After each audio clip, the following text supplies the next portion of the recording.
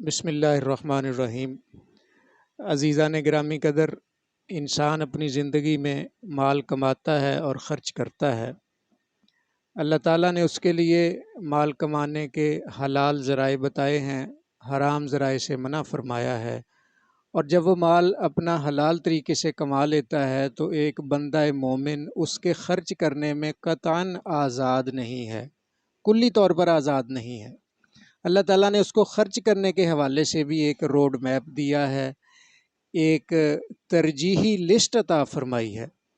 کہ اگر وہ فضول خرچی کرتا ہے اس کو ناپسند فرمایا، اس کو کہا یہ شیطان کا بھائی ہے۔ اور اگر وہ کنجوسی کرتا ہے،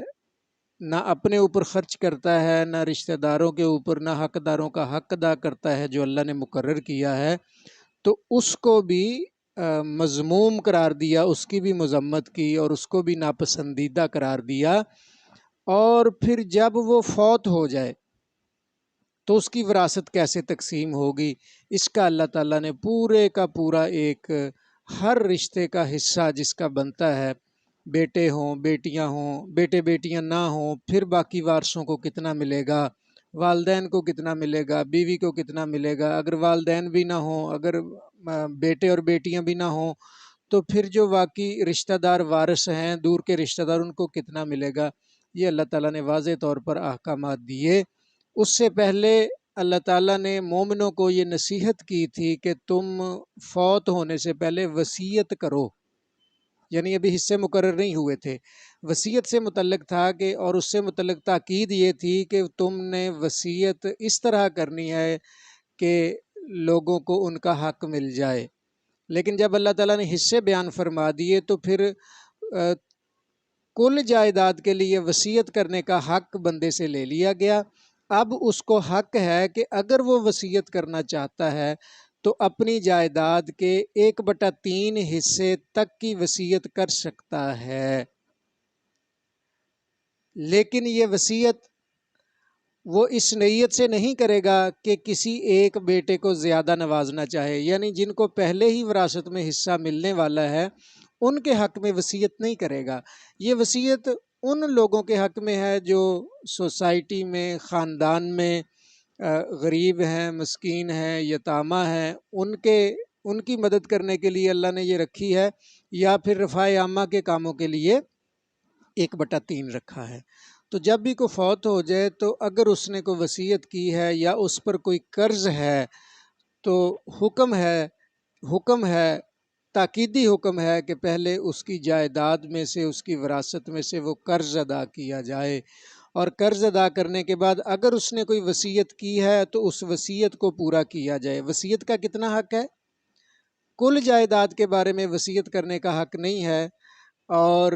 1/3 کا حق ہے تو وہ پوری کی جائے۔ اور وصیت کے بارے میں اللہ تعالیٰ نے فرمایا کہ اگر وصیت ضرر رساں ہو، یعنی کسی کا حق سلب کرنے والی ہو یا کسی کو بے جا نوازنے والی ہو، جھوٹ پر مبنی ہو، تو پھر اس کو معاشرے کے، خاندان کے فیصلہ کرنے والے لوگ یا پھر عدلیہ یا قاضی، جج اس میں مداخلت کرے گا اور اس وصیت کو جو حق پر مبنی نہیں ہے اس کو تبدیل کرے گا، اور اس میں سے اگر کسی کی حق تلفی ہو رہی ہے تو اس شک کو ختم کرے گا، پھر وصیت پر عمل کرے گا۔ اب جو باقی حصے ہیں وہ ظاہر ہے ہر خاندان کی صورتحال مختلف ہے کہ اس میں کتنے افراد ہیں، بیٹے ہیں، بیٹیاں ہیں، بہن بھائی ہیں، یا ماں باپ ہیں، نہیں ہیں، تو یہ مختلف صورتحال ہے۔ یہ ساری باتیں آپ اپنی صورتحال کے مطابق اپنے علماء سے پوچھ سکتے ہیں، اور کافی حد تک وکلاء بھی آپ کو بتا سکتے ہیں۔ ساری جائیداد تقسیم ہوگی، منقولہ، غیر منقولہ، تمام ایسٹس جو بھی اس نے چھوڑے ہیں وہ تقسیم کیے جائیں گے۔ اور یہ بیان فرمانے کے بعد، یہ سارے حصے بیان فرمانے کے بعد، یہ ہدایات دینے کے بعد، اللہ تعالیٰ نے مومنوں سے فرمایا ہے، مومنوں کو حکم دیا ہے کہ جو کوئی، یہ اللہ کی حدیں ہیں، تلک حدود اللہ، یہ اللہ کی مقرر کی ہوئی حدیں ہیں، جو اللہ اور اس کے رسول کی اطاعت کرے گا یعنی اللہ کے ایک تو عام قاعدہ بھی ہے کہ تمام کاموں میں اللہ اور اس کے رسول کی ہدایت کرے گا، تمام حدوں کی حفاظت کرے گا، ان کا خیال رکھے گا، ان کے اندر رہ کر عمل کرے گا۔ یہاں پر خاص طور پر یہ خاص ہے، مخصوص ہے سب سے پہلے کس کے لیے؟ وراثت کی تقسیم کے لیے، کہ یہ اللہ کی مقرر کی ہوئی حدیں ہیں۔ جو اللہ اور اس کے رسول کی اطاعت کرے گا، اللہ ایسے باغوں میں داخل کرے گا جن کے نیچے نہری بہتی ہیں، یعنی جنات تجری من تحتها الانہار خالدین فیہا، ہمیشہ اس میں رہیں گے، وذالک الفوز العظیم، اور یہ بڑی کامیابی ہے۔ یعنی تم نے زندگی گزاری ہے، پیسے کمائے ہیں، بہت ساری تم نے اچیومنٹس بھی کی ہیں، لیکن اصل کامیابی یہ ہے کہ اس زندگی کے گزارنے کے نتیجے میں تم جنت میں چلے جاؤ۔ ذالک الفوز العظیم، یہ بڑی کامیابی ہے۔ ساتھ فرمایا وَمَن یعص اللہ، اور جو اللہ اور اس کے رسول صلی اللہ علیہ وسلم کی نافرمانی کرے گا،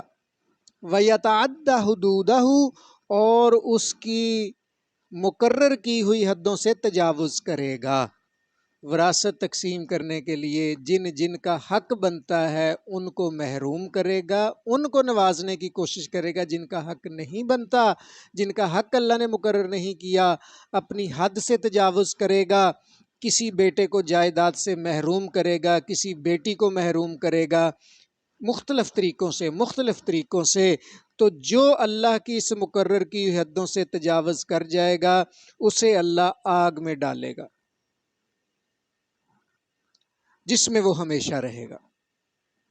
اور اس کے لیے رسوا کن عذاب ہے۔ میرے عزیز دوستو، اس ضمن میں ایک حدیث مبارکہ بھی ہے۔ نبی کریم صلی اللہ علیہ وآلہ وسلم نے فرمایا، جس کا مفہوم یہ ہے کہ ایک شخص اس طرح زندگی گزارتا ہے کہ جنتیوں کے سے کام کرتا ہے، جنت میں جانے والے کام کرتا ہے، لیکن فوت ہونے سے پہلے ایسی وصیت کر جاتا ہے، اپنی جائیداد اس طرح تقسیم کر کے چلا جاتا ہے، اپنی زندگی میں ہی اپنی وراثت، اپنی جائیداد کو اس طرح کسی کو ہبہ یا تحفہ کر جاتا ہے کہ کسی حقدار کو، جس کا حق اللہ نے مقرر کیا ہے، اس کو محروم کرتا ہے اور ایک کو نواز دیتا ہے۔ تو اللہ کے نبی صلی اللہ علیہ وسلم نے حدیث میں بھی فرمایا، آپ نے بھی فرمایا کہ وہ جہنم میں چلا گیا، وہ جہنمی ہے۔ یعنی ساری زندگی نیک کام کیے ہیں، نمازیں پڑھی ہیں، اللہ کی جاتے جاتے جہنم میں جانے والا کام کر دیا، جاتے جاتے وراثت کو غلط تقسیم کر گیا۔ تو میرے عزیز دوستو،